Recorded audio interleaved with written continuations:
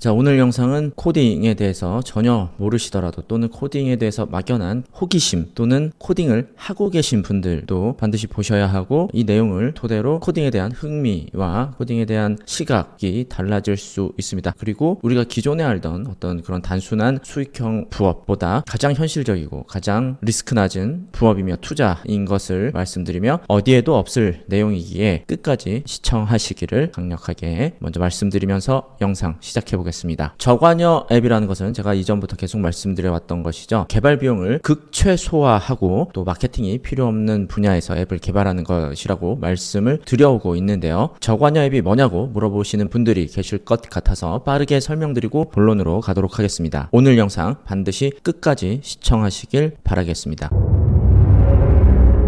계산기, 메모장, 타이머, 날씨, 단위 변환기, 환율, 세금 계산기, 사다리 타기, 룰렛, 주사위 던지기, 동전 던지기 등등등 우리 컴퓨터나 우리 핸드폰에 기본적으로 설치되어져 있었어야 했을 법한 프로그램들, 놀랍게도 이런 것들을 웹이나 앱에서 검색하고 사용하는 사람들이 어마어마하게 많다는 것이 확인되었죠. 이런 프로그램들은 목표 지향적으로 빠르게 사용되기 때문에 특별한 브랜드보다 단지 잘 보이는 곳에 두면 알아서 사용된다라는 것이었습니다. 다이소의 이름 모를 계산기처럼 말이죠. 그 어떤 개발, 더 넓게 그 어떤 부업보다도 시간의 비용, 물질적인 비용 면에서 최소화되어 있고, 그 결과는 투자한 비용에 비례하지 않는 복권과도 같은 수준의 결과가 뒤따를 수 있다는 걸 결과들로 확인했었죠. 또한 낮은 비용이기 때문에 실패하더라도 타격이 없다는 것이고요. 매주 로또를 사듯 새로운 도전을 할 수 있다는 것이고요. 이런 데이터들이 현 시대에서 가장 현실적으로 시도할 만하다는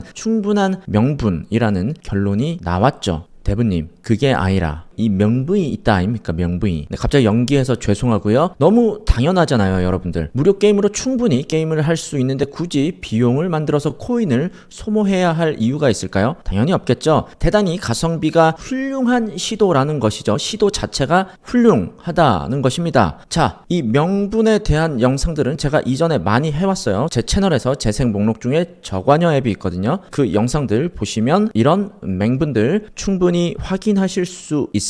저관여 앱에 관한 이전 영상들 시청하지 않으셨다면 시청하시길 바라고요. 자, 그런데 제가 저관여 앱은 비용이 적게 들어야 하기 때문에 며칠 이내로 만들 수 있는 수준, 아니 며칠 이내로 만들어야만 하는 수준이라고 지난 영상들에서 꾸준히 말씀드렸는데요. 이 말은 이제 틀린 말이 되었습니다. 저관여 앱은 이제는 며칠이 아닌 몇 시간 만에 만들 수 있는 수준이 되었고요. 그렇게 해야만 합니다. 저관여 앱 어떤 것들이 있는지 좀 더 다양하게 말씀드리자면, 계산, 이자 계산, 학점 계산, 비만도 계산, 전역일 계산, 양력, 음력 계산, 나이 계산, 퍼센트 계산, 시급 계산, 연봉 계산, 퇴직금 계산, 환율 계산, 디데이, 달력, 손 없는 날, 카운트, 메모장, 타이머, 시간, 단위 변환기, 사다리 타기 등등등 셀 수도 없이 종류가 많습니다. 이런 유틸적인 것들의 특징은 기본 데이터가 거의 필요 없다는 것이죠. 데이터베이스를 거의 쓰지 않는다라는 점이 개발 매몰 비용을 확 낮춘 것입니다. 사용자가 입력을 하면 특정한 규칙에 의해서 결과를 보여주는 것이 전부인 기능들이죠. 기본적으로 앱에서 정보를 가지고 있다가 보여주는 것이 아니기 때문에 정보를 수집하고 관리하는 비용으로부터 자유로워진다. 그렇기 때문에 빠르게 만들 수 있다라고 했고요. 그리고 과거에는 며칠이라고 했지만 지금은 몇 시간이라고 했는데요. 과연 몇 시간 이내로 만들 수 있는지 바로 보여드릴게요. 자, 이렇게 요청해봤습니다. 원형으로 된 타이머 웹앱을 만들어줘. 원형 모양에서 설정한 시간이 줄어들수록 채워지도록 해줘 라고 했습니다. 정말 개떡같은 설명인데요. 개떡같은 설명에도 찰떡같은 결과물이 나옵니다. 그래서 얘가 코드를 짜주죠. HTML을 짜줬고요. CSS를 짜줬고요. JS를 짜줬어요. 그런데 심지어 이 파일들을 어떻게 저장하고 어디에 저장을 하고 어떻게 열어야 하는지 모르더라도, 심지어 그것조차도 모르더라도 다음엔 이렇게 얘기했습니다. 위 코드 다운받도록 해줘 라고 요청했어요. 그러면 여기 압축을 해서 다운로드 링크를 만들어줍니다. 요거 다운받아요. 다운받고 압축 풀었거든요. 여기 파일 3개 나오죠. 아까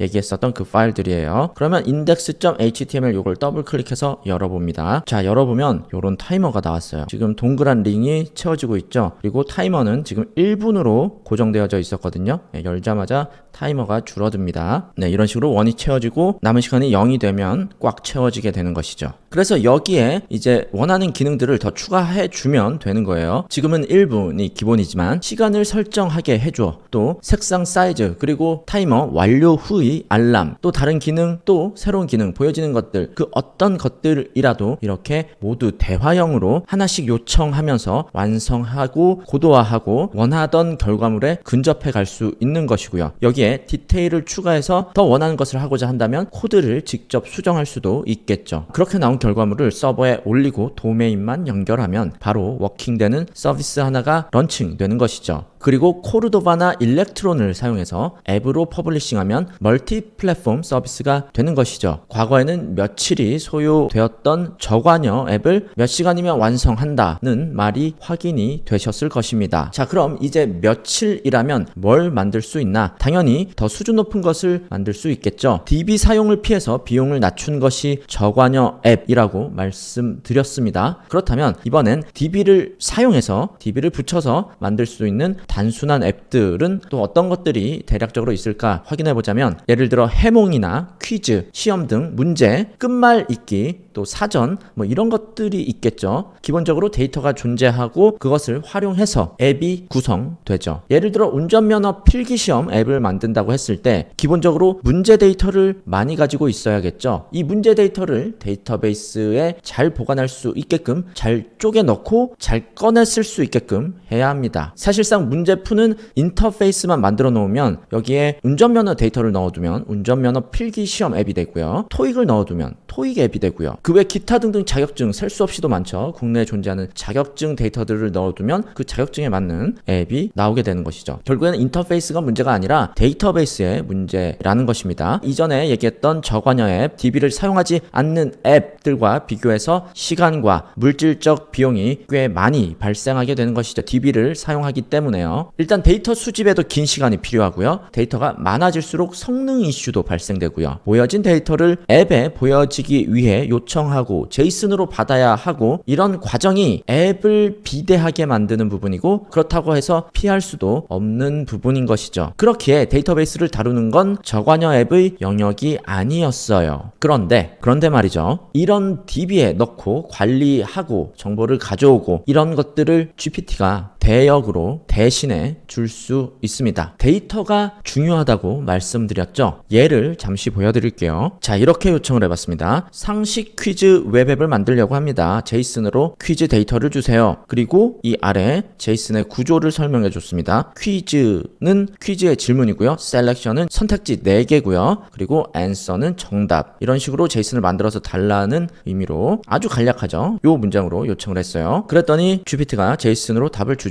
여기 상식 퀴즈 웹앱을 위한 제이슨 형식의 퀴즈 데이터입니다 하고, 퀴즈에는 질문 3개에서 가장 큰 대륙은 무엇인가요? 셀렉션 선택지가 나오죠. 아시아, 아프리카, 유럽, 남아메리카가 나오고요. 그래서 정답은 아시아입니다. 자, 다음은 퀴즈 항목에 인류 최초로 달에 착륙한 사람은 누구인가요? 셀렉션 선택지에 닐 암스트롱, 버즈 올드윈, 유리 가가린, 앨런 세퍼드. 정답은 닐 암스트롱. 그리고 다음 문제 프랑스의 수도, 다음 문제 컴퓨터 프로그래밍 언어 중 아닌 것, 이런 식으로 나오네요. HTML은 프로그래밍 언어라고 할 수는 없고 마크업 랭귀지라고 할 수 있겠습니다. HTML이 정답이죠. 그래서 제이슨으로 요청을 하면 제이슨으로 답을 줍니다. 또 이런 요청도 해봤습니다. 코딩 상식 퀴즈 웹앱을 만들려고 합니다. 제이슨으로 퀴즈 데이터 주세요. 똑같이 퀴즈에는 퀴즈 질문, 셀렉션 선택지 4개, 앤서에는 정답. 이번엔 전문 지식이 들어간 코딩에 관한 문제들이에요. 파이썬에서 리스트 길이를 구하는 함수 length의 len이죠. 네, 이런 식으로 전문 지식이 들어간 문제들도 준다. GPT를 그냥 사용하고자 하면 굉장히 자유분방하게 대답을 합니다. 자유롭게 대답한 것에서 그 데이터를 받아다가 우리가 어떤 앱으로 다시 그 정보를 재활용하기는 까다로운데요. 그래서 그렇게 자유분방한 부분을 오히려 억제해버리는 거죠. 제이슨이라는 규칙으로 말이죠. 제이슨이라는 특정한 규칙으로 답을 구하고 그 답을 우리가 가져다가 부분적으로 잘라서 화면에 노출시킬 수 있는 것이죠. 자, 이렇게 제이슨을 아예 요청해버리는 거예요. 챗GPT는 어마어마하게 많은 데이터를 가지고 있습니다. 얘가 가지고 있는 데이터 그 자체를 제이슨으로 받아와서 앱에 뿌려주는 것이죠.